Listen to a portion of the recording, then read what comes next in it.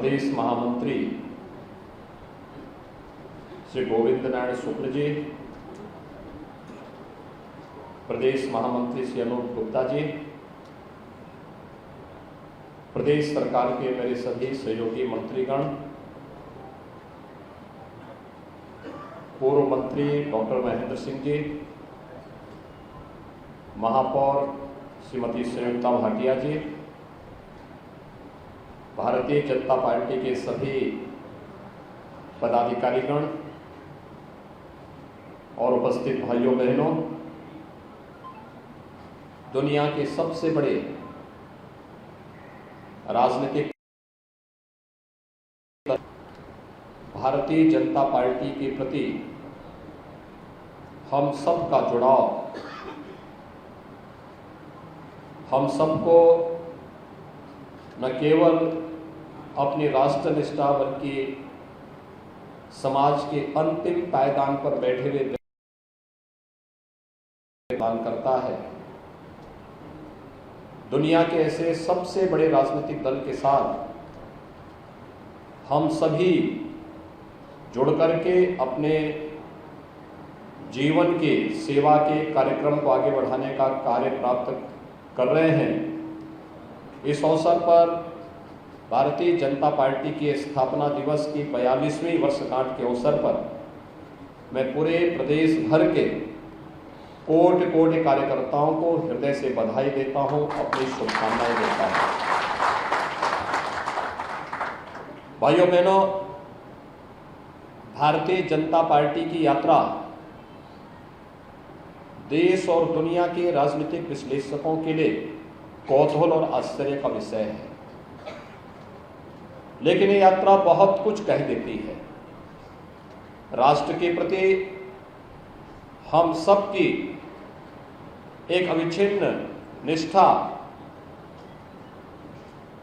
अपने मूल्यों और आदर्शों के प्रति हमारी समर्पण का भाव और समाज के अंतिम पायदान पर बैठे हुए उस व्यक्ति को, जिसे पंडित दीनदयाल उपाध्याय जी ने जिसके लिए अंत्योदय की बात की थी, उस तक शासन की योजनाओं को पहुंचाना हम सबके ध्येय, जीवन का एक ध्येय है। और उस ध्येय को प्राप्त करने के लिए जब हम सब एकजुट होकर के कार्य करते हैं, तो वह प्रत्येक नागरिक को स्वतःस्फूर्त भाव के साथ इस दल के साथ जोड़ने में सफल होता है। आज भारतीय जनता पार्टी अपने यशस्वी नेतृत्व प्रधानमंत्री श्री नरेंद्र मोदी जी, राष्ट्रीय अध्यक्ष श्री जेपी नड्डा जी के नेतृत्व में दुनिया के सबसे बड़े राजनीतिक दल के रूप में दुनिया के सामने लोकतंत्र के प्रति आम जनमानस के मन में भी एक आस्था का भाव पैदा कर रही है। याद करिए, भारतीय जनता पार्टी अनेक उतार चढ़ाव की इस यात्रा को आगे बढ़ाते हुए कार्य की है। 1952 में जब पहला आम चुनाव इस देश के अंदर हुआ होगा, तब भारतीय जनसंघ की स्थापना होती है। भारतीय जनसंघ के पीछे, स्थापना के पीछे का उद्देश्य भी यही था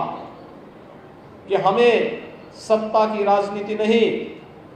बल्कि हमें भारत के प्रति समर्पण का भाव पैदा करने वाले लोगों को एक राजनीतिक दल के रूप में आगे बढ़ाने का कार्य करना है। और उस समय जब तत्कालीन सत्ताधारी दल भारत की अखंडता के साथ खिलवाड़ करके कश्मीर को भारत से अलग करने की साजिश कर रहा था, उस स्थापना काल से भी अगर बलिदान देने की आवश्यकता पड़ी, यानी 1 वर्ष के अंदर ही अगर किसी दल ने उस समय अपना बलिदान दिया था, तो भारतीय जनसंघ के संस्थापक अध्यक्ष डॉक्टर श्यामा प्रसाद मुखर्जी ने कश्मीर के लिए अपने आप को बलिदान कर दिया था। और जब भी आवश्यकता पड़ी, इस देश के अंदर आजादी के बाद का सबसे बड़ा सांस्कृतिक आंदोलन से राम जन्मभूमि के प्रति भारतीय जनता पार्टी की समर्पण का, भारतीय जनता पार्टी के कार्यकर्ताओं के समर्पण पर कोई संदेह नहीं कर सकता है। और यही नहीं, जब भारत के लोकतंत्र का गला घोंटने का कार्य हुआ तो लोकतंत्र को बचाने के लिए भी अपनी दलीय निष्ठा से ऊपर उठकर के लोकतंत्र के प्रति हम अपने समर्पण का भाव व्यक्त करेंगे। भारतीय जनसंघ को उस समय विसर्जित करके भारतीय जनता पर उस समय जनता पार्टी का हिस्सा बना करके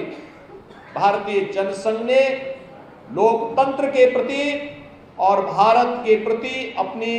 निष्ठा को भी देश और दुनिया के सामने व्यक्त किया था। जनता पार्टी के विफल प्रयोग के बाद जब 1980 में फिर से जनता पार्टी से अलग होकर के एक नए दल के रूप में अपनी यात्रा को प्रारंभ करने की बात हुई, तो भाइयों बहनों,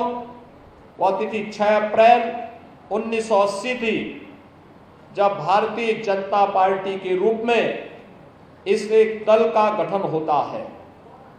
और उस समय श्रद्धेय अटल बिहारी वाजपेयी जी, श्री लाल कृष्ण आडवाणी जी और भारतीय जनता पार्टी के उस समय के उन सभी महापुरुषों ने इस नए दल को देश की भावनाओं का प्रतिनिधित्व करने वाले दल के रूप में स्थापित करने का जो संकल्प लिया था, आज आप देख रहे होंगे कि भारत के कोटि कोटि नागरिकों की श्रद्धा आस्था का केंद्र बिंदु भारतीय जनता पार्टी बना हुआ है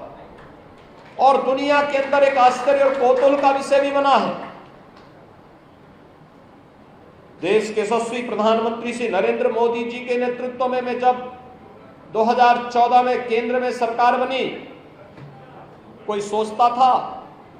कि भारतीय जनता पार्टी की बनने वाली ये सरकार देश के अंदर व्यापक जन समर्थन को अपने साथ जोड़ने में सफल होगी और उन भावनाओं का जो सपना 5 दशक पहले पंडित दीनदयाल उपाध्याय जी ने देखा था, उस सपने को एक एक करके साकार करती हुई यह मोदी सरकार उन्हें सब साकार करती हुई दिखाई देगी। लेकिन आज ये सपना साकार हुआ जब आपने देखा होगा देश के अंदर इस सदी की सबसे बड़ी महामारी के दौरान आपने पूरे देश के अंदर इस बात को देखा है, 80 करोड़ लोगों को फ्री में राशन की सुविधा उपलब्ध करवाने का कार्य किसी ने किया तो मोदी सरकार ने किया। भाइयों बहनों, इस सदी की सबसे बड़ी महामारी के दौरान 135 करोड़ लोगों के जीवन को कैसे बचाया जाना चाहिए, दुनिया के अंदर कोरोना प्रबंधन का ये मॉडल प्रधानमंत्री मोदी जी के नेतृत्व में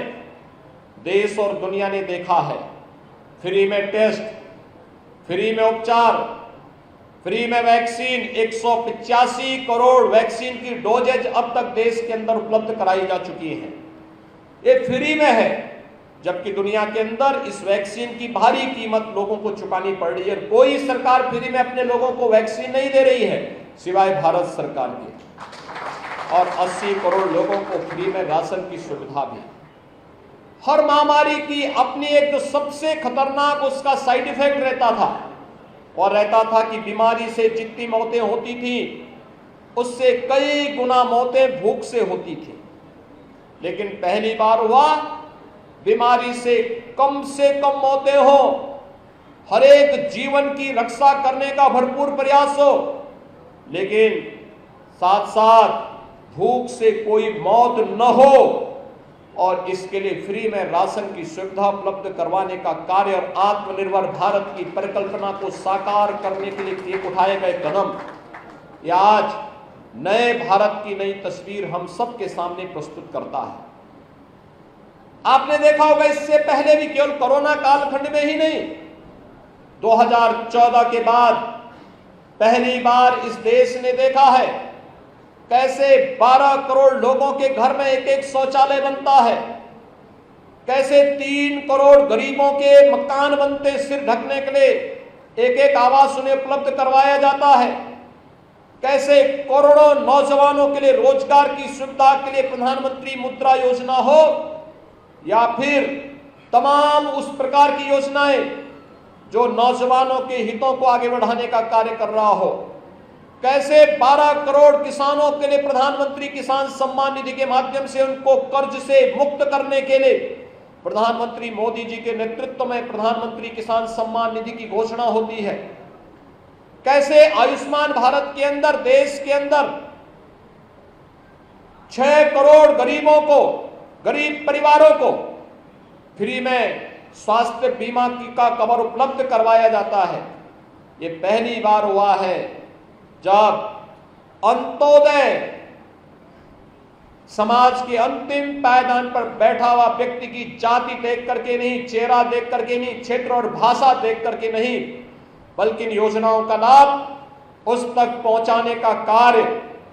भारतीय जनता पार्टी के यशस्वी नेतृत्व के माध्यम से देश के अंदर दिया जा रहा है और वह देश के अंदर का है। राष्ट्रीय सुरक्षा के मोर्चे पर भी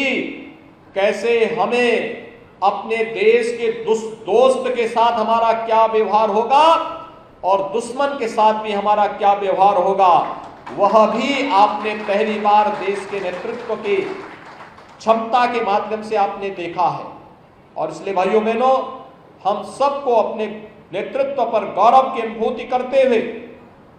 आज हम सब इस बात को जानते हैं कि भारतीय जनता पार्टी के नेतृत्व में चलने वाली केंद्र की सरकार हो या विभिन्न राज्यों के अंदर की सरकारें,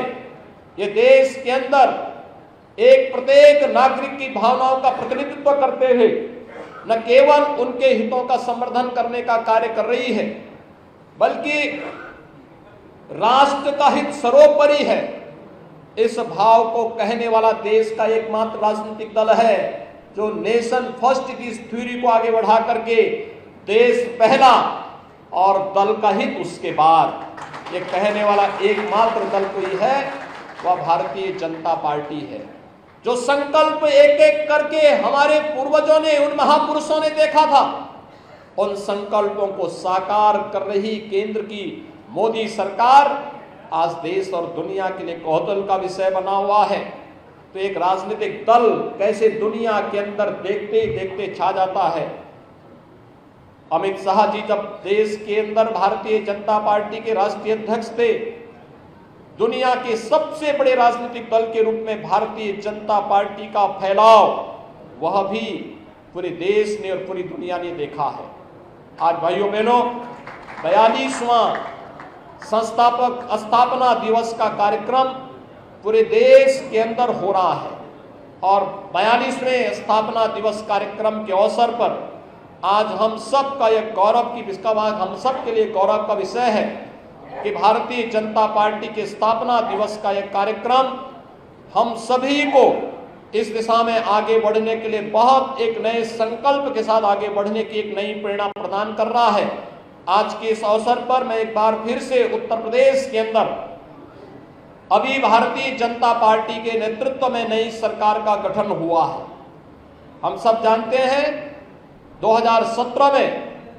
लगभग 14 वर्ष के वनवास के बाद भारतीय जनता पार्टी की वापसी हुई और 2017 में भारतीय जनता पार्टी के नेतृत्व में प्रधानमंत्री मोदी जी के आह्वान पर पूरे प्रदेश ने भारतीय जनता पार्टी को अपना समर्थन दिया था और पिछले 5 वर्ष के दौरान सरकार और संगठन ने बेहतरीन समन्वय करते हुए प्रदेश के अंदर बिना किसी भेदभाव के गांव, गरीब, किसान, नौजवान, महिलाएं, समाज के प्रत्येक तबके के हितों के लिए जो कार्य किए,